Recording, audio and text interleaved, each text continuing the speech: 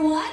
I am Elizabeth G. Ramirez, your moderator for today's panel discussion. So our topic for today is a silent epidemic, unmasking the culture of sexual harassment. When will we finally change? When will we finally listen? Okay, so first let's start with introducing our panelists for today. First, we have Eunice Albueno, a teacher for 3 years and is a victim of sexual harassment.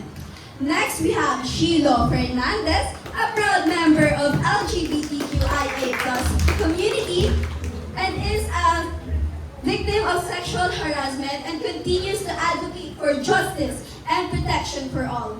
Next, we have Ayla Marquez.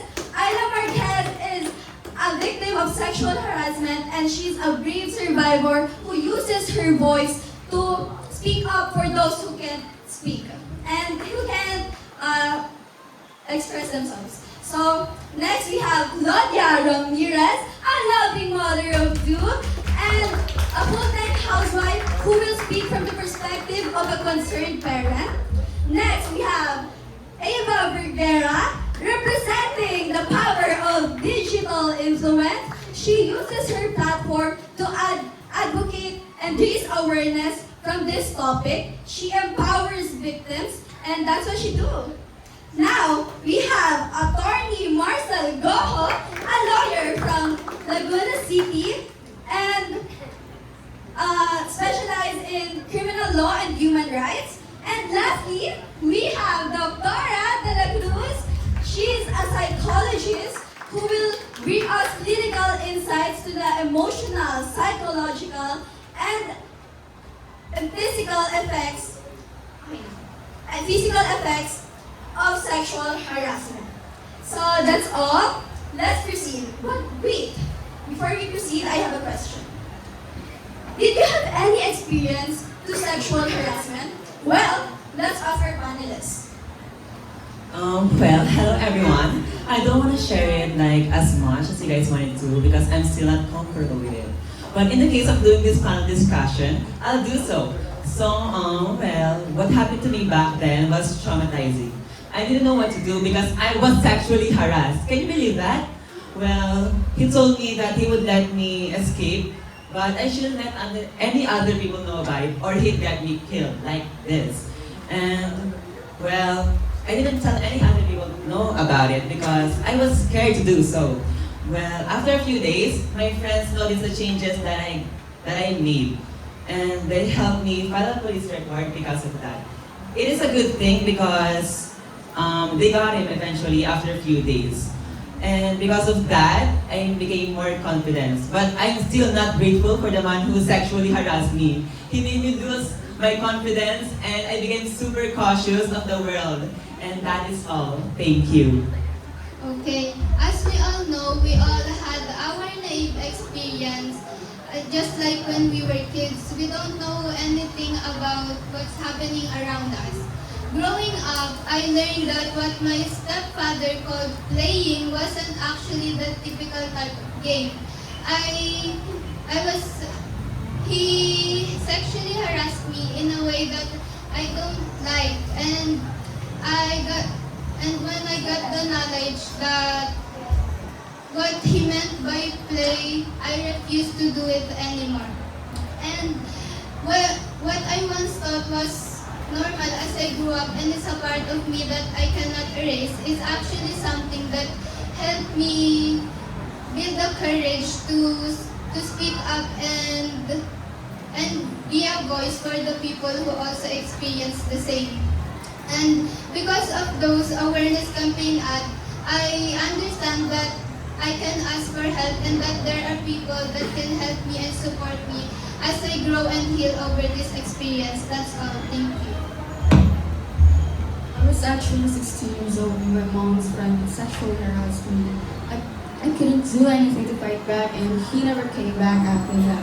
I got scared to tell my parents because of shame and he also told me that he will hurt my mom if the police knows about it. I got scared, depressed, and I locked myself in my room. I only ate when I'm really hungry and that got my mom really worried and She talked to me so many times, but I just couldn't tell her. But after so many days, I finally had the courage to tell her everything. She cried and apologized so much because she couldn't do anything about it. And at first, I thought life was not worth living anymore, but with the help of my family and friends, I realized that life is not that bad.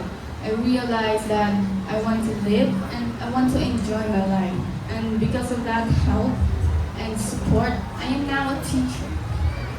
Thank you for sharing your experiences. It takes so much courage to share your part of the story. And I hope everyone has that courage to share their part of your story. Now let's proceed with the next question for Claudia Ramirez. Miss, as a parent, how can you help spread awareness to this issue? Alright, once again, good day, hello. Being aware and educated about this serious issue is so important in our lives. We all know that sexual harassment is an unwanted behavior of a sexual nature.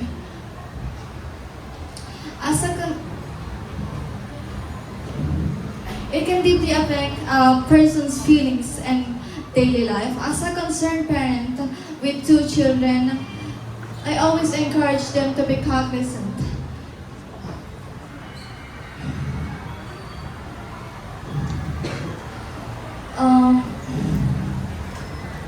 I always encourage them to be cognizant. In many cases, most of the victims are usually young people, whether at school or even at home.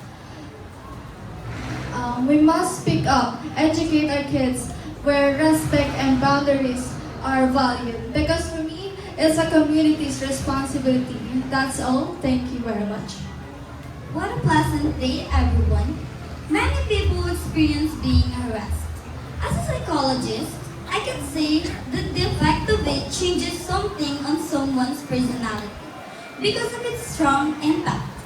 Many people have been in my clinic and they've been harassed by someone whose life isn't that good. Some of them is a drug addict and some of them just want to harass someone unhappy. Sexual harassment is an unwanted physical contact that has negative impact. It has strong impact that brings the anxiety, depression, and trauma to the victim. But when do you think the Filipinos will change?